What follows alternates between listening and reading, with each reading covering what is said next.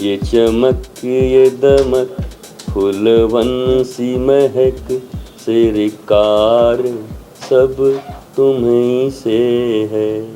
492 वर्ष बाद एक ऐसा पल आ रहा है जिसका अगर कहें तो पूरा देश ही नहीं पूरा विश्व इंतजार कर रहा है कि राम फिर लौट आए हैं। आज हमारे साथ हैं सदगुरु श्री रितेश्वर जी महाराज। सर, राम लौट आए।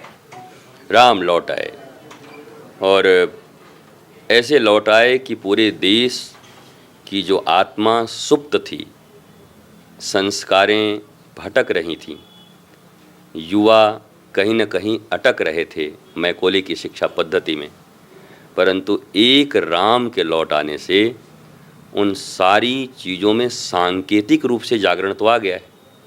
अभी लंबा कालखंड है, पर एक बात पता है, प्रारंभ इतना अच्छा हुआ है तो अंजाम भी बहुत अच्छा होगा।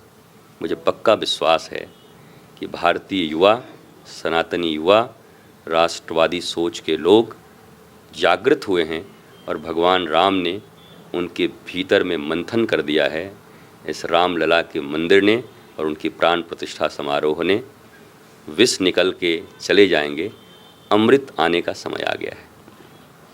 मंदिर बन रहा है लेकिन लोगों की टिप्पणियां जो राम के विरुद्ध रुकने का नाम ही नहीं ले रही है।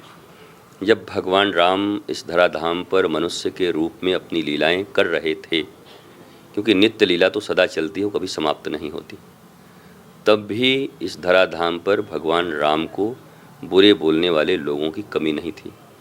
तब भी भगवान कृष्ण को बुरे बोलने वाले लोगों की कमी नहीं थी, आज भी है।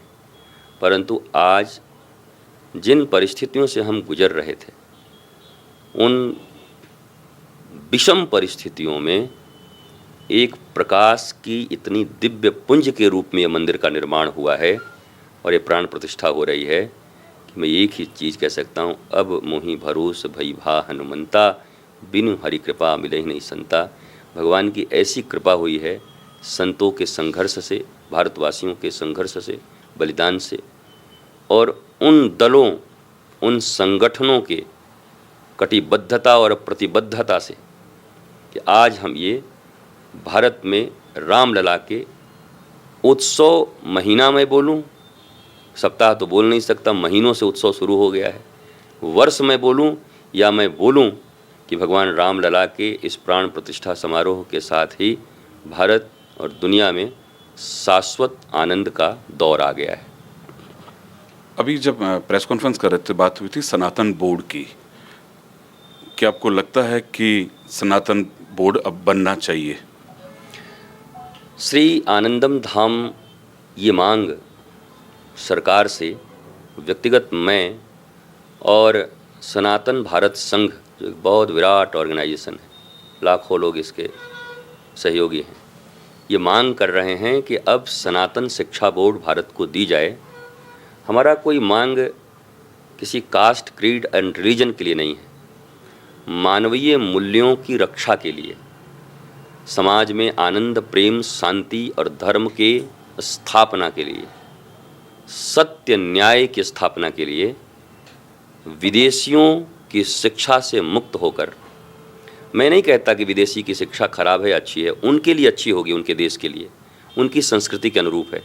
हमारी संस्कृति अलग है, हम भारतवासी हैं, सनातनी हैं, हमें हमारी परंपरा से, पद्धति से, देश की भौगोलिक, यहाँ की ऐतिहासिक, यहाँ की सामाजिक ताने बाने को सुरक्षित रखने के लिए और आनंद से परिपूर्ण होने के लिए सनातन शिक्षा बोर्ड ही, जिसमें प्राचीन वैदिक गुरुकुलम की पद्धति के साथ साथ आधुनिक computer science and artificial intelligence तक को सम्मिलित करके एक फ्यूजन विद्या पद्धति का निर्माण करके और उसे सनातन बोर्ड का नाम दिया जाए, जिससे भारत दुनिया के शिक्षा पद्धति में आमूलचूल परिवर्तन ले आएगा और 8 अरब लोगों को जो हम वसुदैव कुटुंबकम के नाम से पुकारते हैं, उसको हम सार्थक कर पाएंगे, धरातल पर उतार पाएंगे।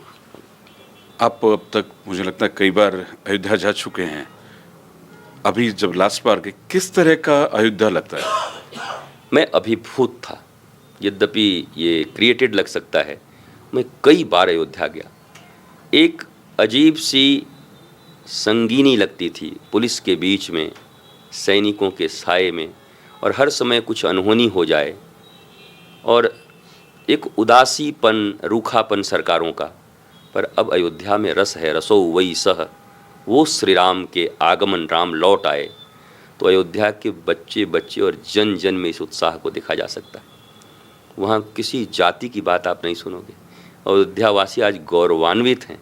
वो केवट का बालक हो, वो किसी विप्र के बालक हो, वो कोई पता नहीं, ये जितनी जातियाँ मुझे उतना खबर नहीं, ये कोई भी लोग हों, परंतु सबके मन में उत्साह है, सब खुश हैं। ये चटक ये मटक सरकार सब तुम्हीं से है, ये बात वहाँ गूंज रही है कि ये सारा चटक मटक सरकार की कृपा से। 22 तारीख को प्राण प्रतिष्ठा होगी। हमने सुना है कि आप उस दिन पूरे इंडिया के अंदर भ्रमण करेंगे। मैंने एक योजना बनाई है 108 शहरों में।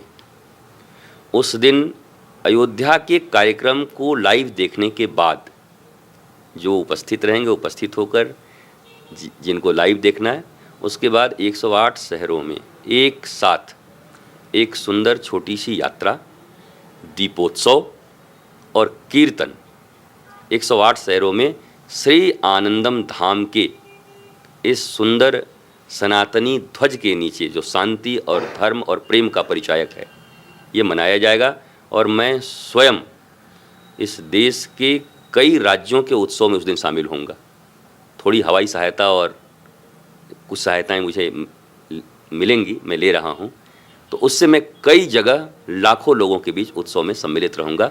ये हमारी हार्दिक इच्छा है कि देश के कोने कोने में लाइव नहीं, ये लाइव से मैं ज़रा देखूं और स्वयं सम्मिलित होकर देखूं कि 22 तारीख का आनंद और उल्लास वास्तविक रूप से भारतीयों के हृदय में किस प्रकार का आंदोलन और आंदोलन पैदा कर रहा है। 22 तारीख को जब प्राण प्रतिष्ठा होगी, उसकी अब चमक पहले ही है ना। रितेश्वर जी के चेहरे पे आप देख रहे हैं कि इन्होंने अपना एक प्रोग्राम बना रखा है कि मैं अपनी आंखों से देखूं जो लोग किस तरह से, यानी चेहरे की खुशी होती है ना, आभा चमक रहा है कि 492 साल बाद भगवान राम फिर लौट आए हैं। सर, आपको जो सुन रहे हैं उन लोगों से क्या कहेंगे? मैं यही कहूँगा कि वो भी मुझसे ज़्यादा आह्लादित हैं। बस कभी कभी होता है, बरसों की कुंठा के कारण अपने आनंद को शेयर नहीं कर पाते। मैं कहता हूँ अब छोड़िए कुंठा, और एक बार नहीं कहते कि अब हो गया, आप ठठा के एक बार मुस्कुरा जाइए। तो स्वयं तो आनंदित रहिए और इस आनंद को प्रकट करने में भी कमी मत करिए। शोक, दुख, ताप, संघर्ष, बलिदान तो बहुत प्रकट हुआ है, अब आनंद का अवसर आया है, तो इसको भी हृदय से प्रकट किया जाए, और हम सब करेंगे और दर्शक भी करें जो देख रहे हैं। गुरुदेव ने कहा कि हम सभी आनंद प्रकट करेंगे, आप लोग भी आनंद प्रकट करिए। नमस्कार।